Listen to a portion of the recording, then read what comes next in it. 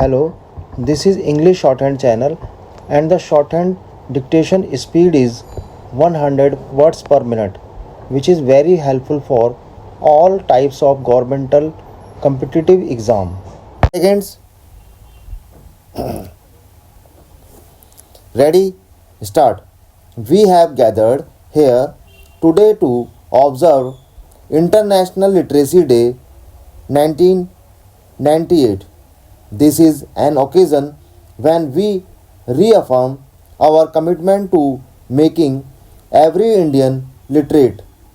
We do so today by joining governments and citizens across the world in a spirit of collaborative partnership to rededicate ourselves to the cause of universal literacy and lifelong learning. September 5 is a day of reaffirmation and action both nationally and internationally to create a fully literate planetary population in the early years of the 21st century. Literacy is a fundamental human right of every citizen. It is the lamp that lights the path of knowledge and progress in a person's life.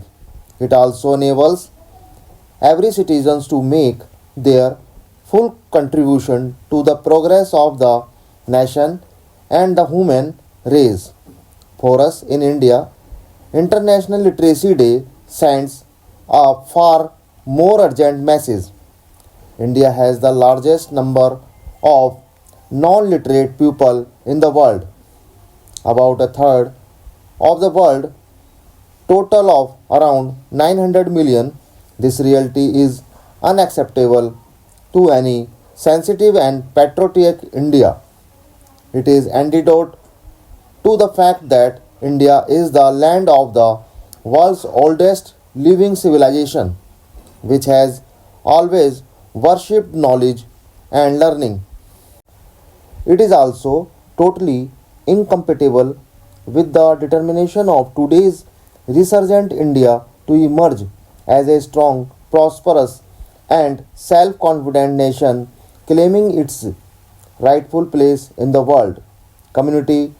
We recognize that a country full by millions of illiterate citizens would be intrinsically less equipped to cope with the challenges and opportunities of an intensely competitive world. In order to live and thrive in a knowledge driven era, we must create a nation of fully literate citizens would be intrinsically less equipped to cope with the challenges and opportunities of an intensely competitive world. In order to live and thrive in a knowledge driven area, we must create a nation of fully literate citizens. At the same time, I wish to dispel a misconception that often clouds some people's understandings of the problem of illiteracy in India. Many of our fellow citizens may be non literate brethren among tribal, Dalit, and OBC communities are repositories of amazing knowledge and practical skill acquired through tradition based or occupation based self learning. This is also true about our non literate women who, apart from possessing a lot of useful knowledge, also pass on precious cultural and ethical values from generation to generation. I say this not to belittle the importance of literacy or the urgent need of eradicate illiteracy, but to understand our existing knowledge. Our literacy programs have the best chance of succeeding when they are based in the soil of pupils' actual experiences and aspirations. We should also bear in mind that economic development is not an automatic generator of literacy and education. This is evident from the fact that even a rich nation like the United States of America has as many as 40 million people who lack the reading, the writing skills. This surprising fact suggests that developing countries like India must evolve literacy and education programs that conform to our own needs, resources, and traditions.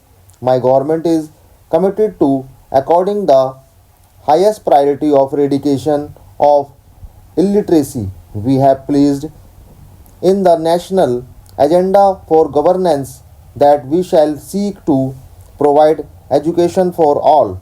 At the same time, I wish to restate a truth which has so far been inadequately understood, that removal of illiteracy cannot be accomplished by the effort of the central and state governments alone, much less by any single ministry or department in New Delhi or in state capitals.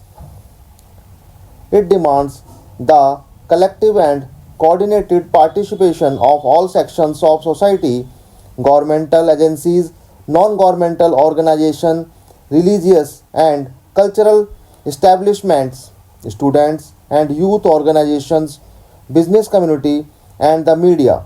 In short, a sustained mass movement alone can take India towards the goal of total literacy in the shortest period of time. In this context, I am pleased to acknowledge the good work done by the National Literacy Mission since its inspections in 1988. The country has gained valuable experience from the total literacy campaigns launched in the early 90s. For the first time since independence, a planned, coordinated, and comprehensive district level drive was launched with the involvement of central and state governments, Jila Parishads, Panchayats, voluntary organizations, and educational establishments. Through massive participative mass campaigns of total literacy, we have been able to make over 68 million people literate, 60% of whom are women. As many as 234 districts have completed that first phase of basic literacy to adults in the age group of 15-35 and are not implementing post literacy and continuing education programs. A large number of districts, beginning with Ernakulam in Kerala, have declared themselves total literacy districts. The positive development fallout of successful total literacy campaigns is already visible in many parts of the country. There has been an increase in the demand for primary education, particularly among girls. A significant improvement is visible in practices of family welfare, health, hygiene, and immunization, leading to a lowering of the infant that maternal mortality rate, greater awareness about the environment and total agricultural practices.